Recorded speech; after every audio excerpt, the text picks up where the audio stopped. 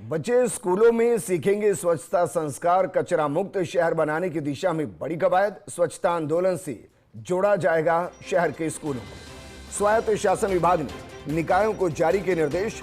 कुल 400 अंकों के आधार पर स्कूल का होगा मूल्यांकन। इसमें से स्कूल में कचरा प्रबंधन व्यवस्था के होंगे 150 अंक। स्कूलों में कचरा प्रबंधन व्यवस्था में यूं दिए जाएंगे अंक। स्कूलों में कचरा संग्रहण वाहन में गीले और सूखे कचरे अलग अलग करने को लेकर निर्धारित है 40 अंक। सूखे गीले कचरे के अलग अलग कचरा पात्र रखने के हैं 35 अंक। यूज्ड सैनिटरी पैड के लिए विशेष रंग के अलग कचरा पात्र रखने और पैड के प्रबंधन के निर्धारित किए गए हैं 35 अंक। स्कूल परिसर में कचरे से खाद बनाने के निर्धारित किए गए हैं 40 अंक। और ये एक रिवॉल्यूशनरी डिसीजन है। मेरे सहयोगी और एसोसिएट एडिटर अभिषेक श्रीवास्तव जुड़ गए। अभिषेक जी, क्योंकि चाहे मंशा कुछ भी रही हो, लेकिन ये एक रिवॉल्यूशनरी फैसला अगर इसको दीर्घकालिक तौर पर देखा जाए, क्योंकि अगर बच्चों के अंदर स्वच्छता घर कर गई तो फिर घर के अंदर के साथ पूरा शहर स्वच्छ होगा, क्योंकि भविष्य वही है।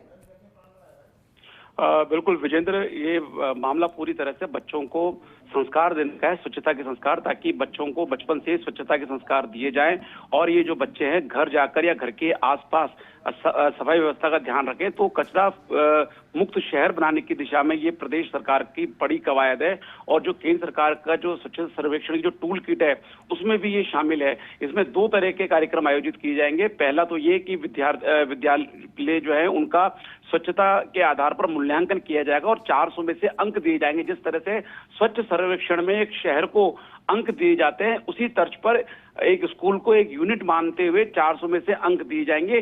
दूसरी तरह की गतिविधि ये होगी, जो स्कूली बच्चे हैं उनको स्वच्छता के संस्कार देने के लिए विभिन्न तरह की गतिविधियां आयोजित की जाएगी। जैसे जो कचरा मुक्त शहर है, घर पर कचरे का किस तरह से पृथक्करण होगी, घर पर ही जहाँ सोर्स है वहीं पर ही कचरे का गीला और सूखा कचरा अलग अलग एकत्र किया जाए। जो 3R इकोनॉमी है, रीयूज, रिड्यूस, रिसाइकल, तो ऐसे कार्यक्रम, ऐसे जो विषय हैं उन पर स्कूलों में निबंध लेखन, चित्रकला प्रतियोगिता, स्कूल परिसर के आसपास की सफाई के लिए श्रमदान जो कार्यक्रम है उसका आयोजन किया जाएगा। इसके अलावा जो निकायों में जो कचरा निस्तारण संयंत्र है उसका भ्रमण बच्चों को कराया जाएगा, ताकि वो सीख सकें किस तरह से निस्तारण किया जाता है। इसके साथ ही जो गीला और सूखा कचरा है घर पर, उसका किस तरह से पृथक्करण किया जाए, उसका वैज्ञानिक तरीका क्या है, उसके बारे में बच्चों को जानकारी दी जाएगी। कपड़े और जूट के थैलों के प्रयोग को बढ़ावा देने के लिए बच्चों को प्रोत्साहित किया जाएगा। और जो ये विभिन्न तरह की गतिविधियां स्कूलों में होंगी, उनको जो स्वच्छ भारत मिशन का जो हैशटैग है उसके साथ सोशल मीडिया पर उसको वायरल किया जाएगा। और जो स्कूली स्तर पर भी जो ऐसे छात्र चुना जाएगा जिसको की स्वच्छता का ब्रांड एम्बेसडर उस स्कूल के लिए घोषित किया जाए, वो भी गतिविधि की जाएगी। और स्वच्छता ऐप के माध्यम से भी विद्यार्थियों को स्वच्छता को लेकर जानकारी दी जाएगी। अभिषेक जी, 2 सवाल हो रहे हैं आपसे। पहला सवाल तो है कि क्या इसमें छोटे बड़े निजी सरकारी सभी स्कूलों को शामिल किया गया, पहला सवाल। दूसरा, क्योंकि 400 अंक निर्धारित किए गए हैं, अब इसमें जो सबसे बेहतरीन परफॉर्म करेगा उसको सरकार की तरफ से क्या प्रोत्साहन, और जो इसमें सबसे लास्ट में होगा उस पर सरकार की क्या पेनल्टी? देखिए, ये जो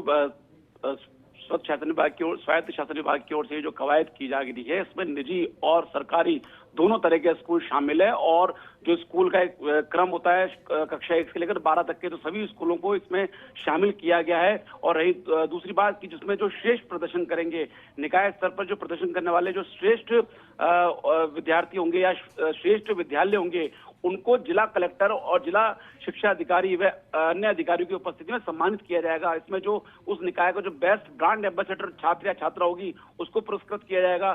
स्वच्छतम विद्यालय जो होगा उसको पुरस्कृत किया जाएगा। इसके अलावा स्कूलों में जो वेस्ट टू हेल्थ या वेस्ट टू आर्ट की जो सबसे बेस्ट नवाचार होगा उसको पुरस्कृत किया जाएगा। और स्वच्छता अभियान में जो विद्यालय बढ़ चढ़कर भाग लेगा उसको पुरस्कृत किया जाएगा। इस तरह से पुरस्कार के लिए 4 अलग अलग कैटेगरियां बनाई गई हैं। और ये जो अभियान है, स्वच्छ विद्यालय अभियान, इसमें किसी तरह की कोताही नहीं हो, इसको किस तरह से वो परफॉर्म कर रहे हैं, इसको लेकर जो निकाय हैं वो हर महीने की 5 तारीख को पालना रिपोर्ट विद्यालयों को भेजेंगे, स्वायत्त शासन विभाग को इसकी भेजेंगे। इसके अलावा जो नीचे रह जाएंगे अंक में उनको और प्रोत्साहित किया जाएगा और उनके जो स्कूली प्रबंधन है उससे मिला जाएगा, बच्चों से मिला जाएगा और वहां पे किस तरह की क्या कमियां हैं और सरकार की तरफ से किस तरह से प्रयास करके, मान लीजिए शौचालयों की स्थिति की अगर हम बात करें तो क्योंकि शौचालय की स्थिति के भी इसमें 150 अंक हैं, इसमें ये देखा जाएगा कि छात्र और छात्राओं के लिए क्या अलग अलग शौचालय की व्यवस्था है, उसके 5 अंक है। इसी तरह से स्कूलों के जो शौचालय हैं उनमें प्राकृतिक प्रकाश और हवा की व्यवस्था है या नहीं, पानी की व्यवस्था है या नहीं, उसको लेकर 50 अंक है। और जो शौचालय अपशिष्ट है उसका निस्तारण किस तरह से विद्यालय में किया जा रहा है उसके 50 अंक है।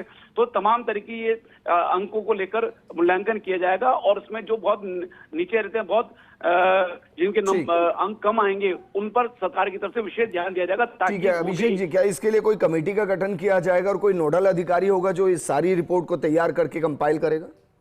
इसके लिए जो स्वायत्त शासन विभाग ने जो आदेश जारी किए हैं उसमें जो निकाय के जो संबंधित आयुक्त या अधिशासी अधिकारी हैं उनको नोडल अधिकारी बनाया गया है और ये जो अधिकारी हैं ये अपने स्तर पर अलग अलग जोन वाइज या वार्ड वाइज अधिकारी नियुक्त करेंगे। उन अधिकारियों की जिम्मेदारी होगी कि वो अपने क्षेत्र के विद्यालयों में ये जो 2 तरह के काम है, एक तो स्कूलों का अंकों के आधार पर मूल्यांकन और दूसरा स्कूलों में स्वच्छता की जागरूकता के लिए जो विभिन्न कार्यक्रम आयोजित किए जाए उनकी जिम्मेदारी दी जाएगी और उसके आधार पर ही ये पूरा परफॉर्मा में पूरी पालना रिपोर्ट तैयार की जाएगी और हर महीने की 5 तारीख को स्वायत्त शासन विभाग को इसे भेजा जाएगा। जी।